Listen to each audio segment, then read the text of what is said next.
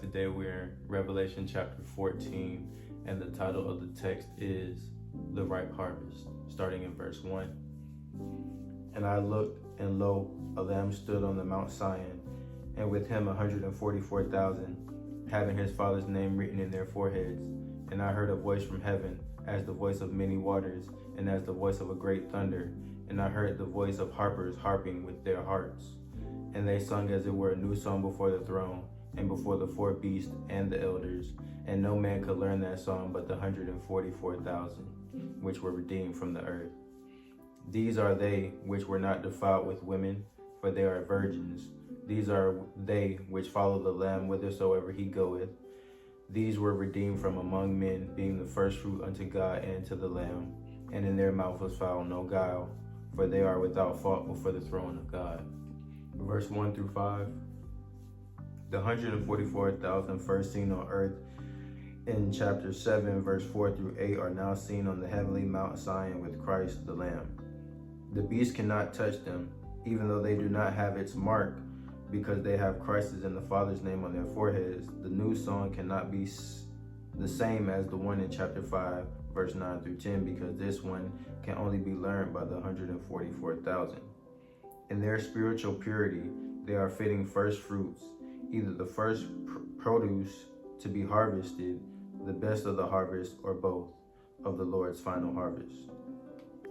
And I saw another angel fly in the midst of heaven, having the everlasting gospel to preach unto them that dwell on earth, and to every nation and every kindred and every tongue and every people, saying with a loud voice, Fear God and give glory to him, for the hour of his judgment is come, and worship him that made heaven and earth and the sea and the fountains of water.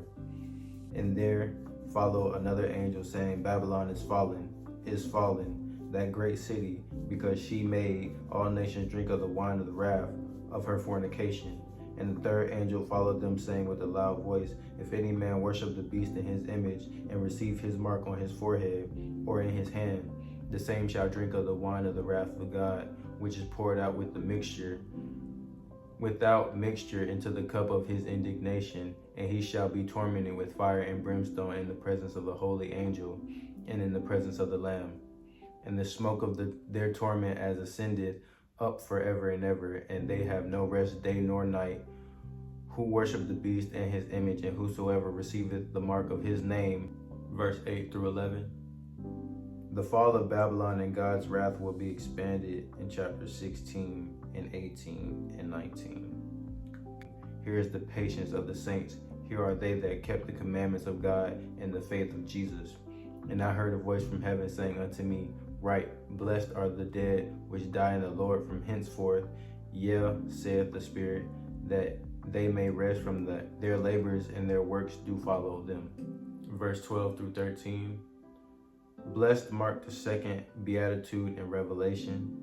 Believers, the saints, who persevere in keeping God's commandment and the faith in Jesus will be blessed with the reward of their godly works. And I looked, and behold, a white cloud, and upon the cloud one sat like unto the Son of Man, having on his head a golden crown, and in his hand a sharp sickle.